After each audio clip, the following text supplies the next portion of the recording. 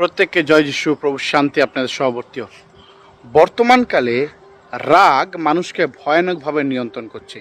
কিছুদিন আগে একটা বিয়ারের ঘটনা দেখলাম। শুধু গাড়ি পার্কিং করাকে কেন্দ্র করে একজন মানুষ আরেকজন মানুষের প্রকাশ্যে গলা কেটে দিল।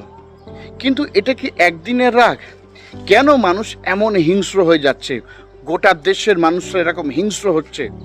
মনে রাখবেন, রাগ কিন্তু একটা ইমোশন যেটা ঈশ্বর আমাদের দিয়েছে অন্যায়ের প্রতিবাদ করার জন্য। কিন্তু বহু সময় মানুষের জীবনে ছোটবেলা থেকে বড় হয়ে ওঠা পর্যন্ত তাদের জীবনে কিছু ভয়ানক ঘটনা তাদেরকে এই রাগের দিকে পরিচালিত করে। বিশেষ করে ছোটবেলা থেকে যারা ভালোবাসা না পেয়ে বড় হয়ে ওঠে তাদের জীবনে কিন্তু রাগ প্রবলভাবে কাজ করে এবং যাদের জীবনে বিভিন্ন ধরনের অন্যায় ঘটে।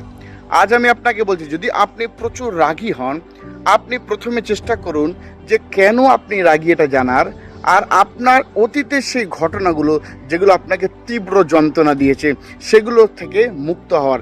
এবং সেখান থেকে মুক্ত হওয়ার প্রথম উপায় হচ্ছে আপনি ভালো কোনো ব্যক্তির কাছে শেয়ার করুন আপনার মনের কথা, মনের দুঃখগুলো, এবং তার সমাধান খোঁজার চেষ্টা করুন। যদি সমাধান আপনি না পান তাহলে আপনি সেখান থেকে সেগুলোকে ছেড়ে বেরানোর চেষ্টা করুন এবং সর্বোপরি প্রভু যীশু খ্রিস্টের কাছে প্রার্থনা করুন, তিনি আপনাকে অলৌকিকভাবে সাহায্য করবেন এর থেকে মুক্ত হওয়ার জন্য। God bless you.